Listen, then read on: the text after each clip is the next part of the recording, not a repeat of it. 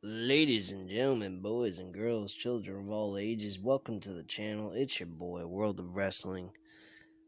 Gonna discuss a little with you about AEW, some news and rumors that have been going on with AEW. I know that I haven't been uploading a lot of videos this week, especially with the fact that I've been dealing with COVID.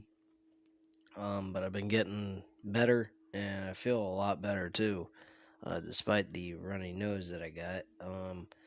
But I haven't been coughing that much, so I'll be able to cut a better video than I did on Wednesday night. Um, a lot's been going on in AEW. A lot of news. We got Eddie Kingston dealing with some issues with Sammy Guevara, which has been somewhat resolved, I believe. Supposedly, Sammy Guevara went ahead and cut a promo a couple of weeks ago. I think it was on Rampage, kind of just going over and trying to hype up their match at the All Out pay-per-view. But unfortunately, he said some things that was derogatory about Sammy Guevara's weight. Or, not Sammy Guevara, excuse me, Eddie Kingston's weight. And Eddie Kingston was backstage. He didn't take the comments very well, and he ended up uh, getting very frustrated and pie-faced Sammy Guevara. Sammy Guevara later explained what happened, why it occurred. He said he didn't really want that being discussed in the promo, but they never had a chance to actually discuss the do's and don'ts of doing a promo, so nobody's offended, and everyone would feel okay. And Eddie Kingston apologized to him, owned up to it, pretty much, and that's what took place there. Thunder Rosa has also been having issues backstage with Britt Baker, now Jamie Hayter, and she is actually dealing with a severely messed up back.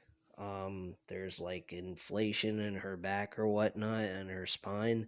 So she has had to relinquish the championship temporarily until she feels better to come back. Um, so she's been dealing with some health issues as well as issues with Brett Baker and Jamie Hayter in real life heat. So it's been pretty interesting how AEW has kind of fallen apart since Triple H has come into creative. It's amazing how one person can change the whole landscape of professional wrestling. And I gotta say, I didn't get to watch SmackDown tonight, but I went ahead and I spoke with my friend, and he told me, he said SmackDown was not that bad, and he said the ending was pretty damn decent. So I definitely want to take a look at SmackDown and see how that went.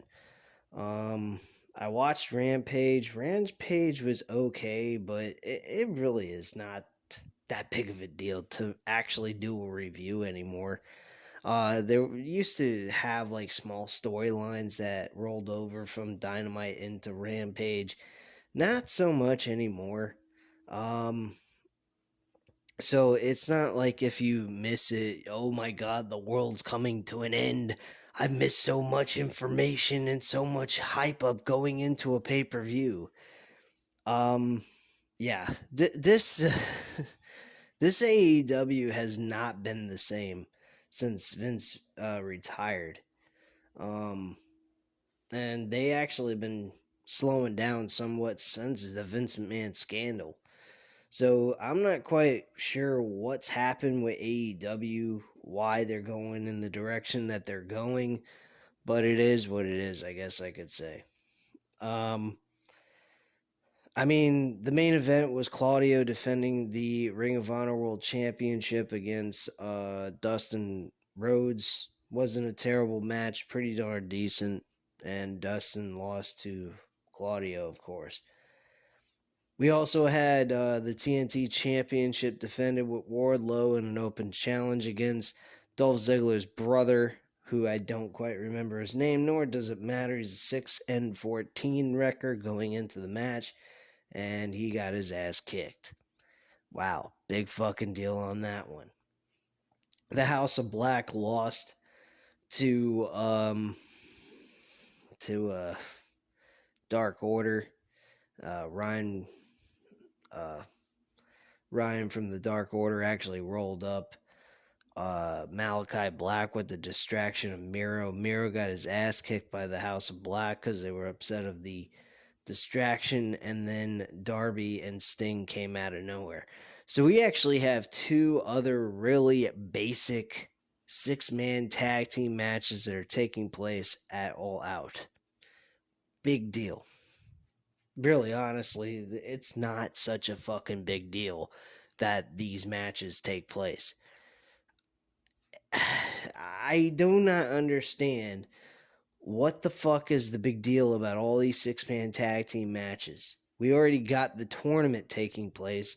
I don't know if the semi and the finals are going to be at the pay-per-view, or the semifinals are going to be on Dynamite, and then the finals will be on the actual pay-per-view itself. So I'm not quite sure on that situation, but if they really wanted to, they could build the last 3 matches on the tournament itself for the Trios Championship and do that just to close out the show. I would definitely try something like that. They don't have a World Championship match taking place. From what I've heard, Dave Meltzer has been saying that he believes there's a slight chance that CM Punk and Jon Moxley may go at it again for the World Championship at All Out in Chicago. I'm going, what? I swear to you, folks, that actually happens, you will get a full-blown rant. I want to either see Moxley defend that championship against somebody else, or I don't want to see the title defended at all. That's the smartest decision that they can make, is either have the title on the line against somebody new, or don't have the championship on the line at all. This is pointless. Really, it truly is pointless to have CM Punk challenge for the World Championship again after he showed that he got injured. Metaphorically, storyline wise, I should say. But they already showed on Rampage tonight that CM Punk is unable to compete. That's what they're trying to do. They're trying to convince you he can't wrestle at this point in time until he fully heals from his foot injury, like as if he re-injured it or something, just to keep him off television for a while. I think to get the heat off of him and to get the locker room under more control than what they have been in the last couple of weeks. So that's probably what's going on there. But honestly, AEW's in shambles right now.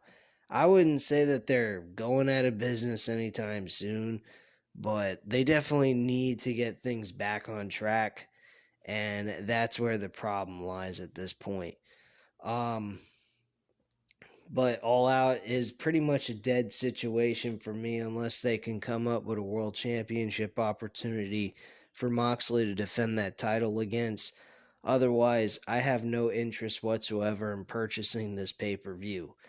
I will not be watching NXT Worlds Collide bullshit. I'm not watching that either. The only thing I will be watching is Clash at the Castle, and then watching the replay of the All Out pay-per-view on Monday, which is Labor Day, and then give you guys my review on that. So that's pretty much where I stand at this point.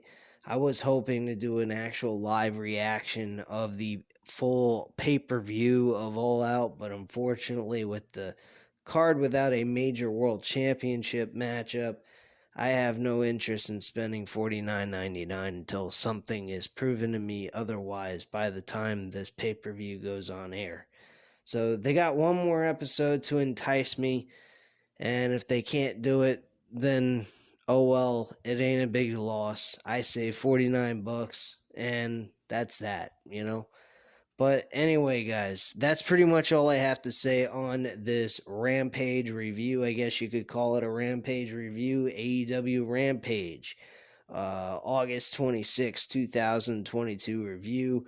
Not a whole lot happened there, and that's pretty much that, guys. So you know what to do at this time. Hit the like button if you liked the video. Hit the subscribe button if you're not already subscribed to the channel. And leave a comment down below. I'll definitely get back to you on that. And I thank you guys very much for watching.